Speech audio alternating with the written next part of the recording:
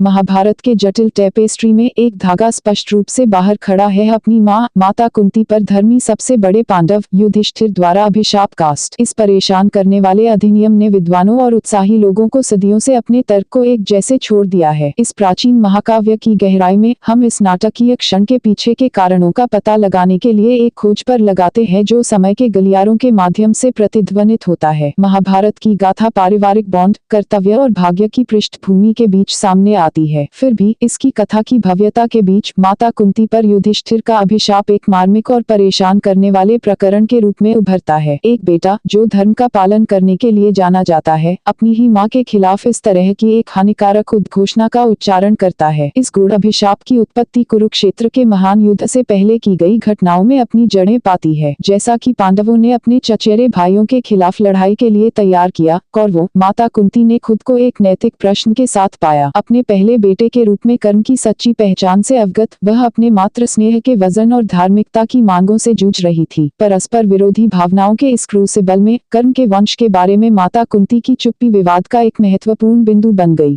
युद्ध के ड्रमों के दिन और रथों के क्लेमर के बीच युधिष्ठिर के दिल ने सत्य और वफादारी के बोझ से कुश्ती की। धर्म के प्रति उनकी अटूट प्रतिबद्धता पारिवारिक रहस्यों की छाया से भिड़ गई। इस रहस्योद्घाटन का वजन उस पर भारी पड़ गया, जिससे आक्रोश और विश्वासघात की लपटों को हवा दी। जैसे ही युद्ध के मैदान में क्षितिज पर बड़ा हुआ, युधिष्ठिर की आंतरिक उथल पुथल उसके आंचल तक पहुंच गई। धर्मी आक्रोश और निराशा के एक क्षण में उन्होंने उन प्रमुख शब्दों का उच्चारण किया जो इतिहास के माध्यम से फिर से जुड़ेंगे। युधिष्ठिर ने माता कुंती को क्यों शाप दिया? यह सवाल देवताओं और नश्वर के दिमाग के माध्यम से समान रूप से गूंजता है, जो कि रहस्य और साजिश के एक लबादा में महाकाव्य को कतरा रहा है।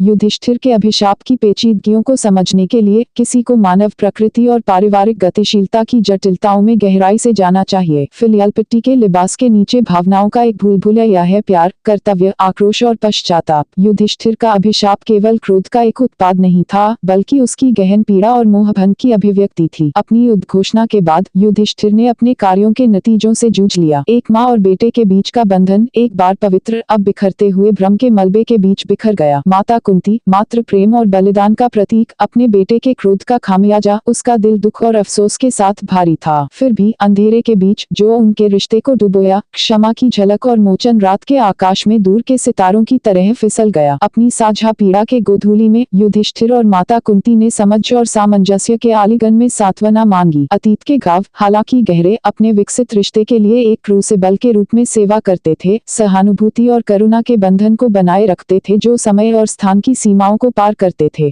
माता कुंती पर युधिष्ठिर का अभिशाप मानव संबंधों की नाजुकता और नैतिक दुविधाओं की जटिलताओं की एक मार्मिक अनुस्मारक के रूप में कार्य करता है। अस्पष्टता और अनिश्चितता से भरी दुनिया में हमारे नैतिक कंपास के बहुत सार को चुनौती देते हुए ग्रे के रंगों में सही और गलत धब्बा के बीच की रेखाएं। जैसा कि हम युधिष्ठिर के अभिशाप की पहेली को उजागर करते हैं, हम गहन सवालों के साथ सामना करते हैं जो उम्र में गूंजते हैं। युधिष्ठिर ने माता कुंती को क्यों शाप दिया? क्या यह धर्मी आक्रोश या खोए हुए मासूमियत का एक दुखद विलाप था? उत्तर हमें अलग कर देते हैं। समय के मिस्ट्स में घुमा हुआ है, फिर भी उनकी पीड़ा की गूंज हमारी सामूहिक चेतना के गलियारों के माध्यम से पुनर्जीवित होती रहती है। महाकाव्य साहित्य के इतिहास में माता कुंती पर युधिष्ठिर का अभिशाप कहानी कहने की स्थायी शक्ति और कालातीत सत्य को प्रकट करने के लिए एक वसीयतनामा के रूप में खड़ा है। जैसा कि हम मानव अस्तित्व की भूलभुलैया को नेविगेट करते हैं, क्या हम अतीत के सबक पर ध्यान दे सकते हैं और नाजुक धागों पर हल्के से चलते हैं जो हमें जीवन के टेपेस्ट्री में एक साथ बांधते हैं।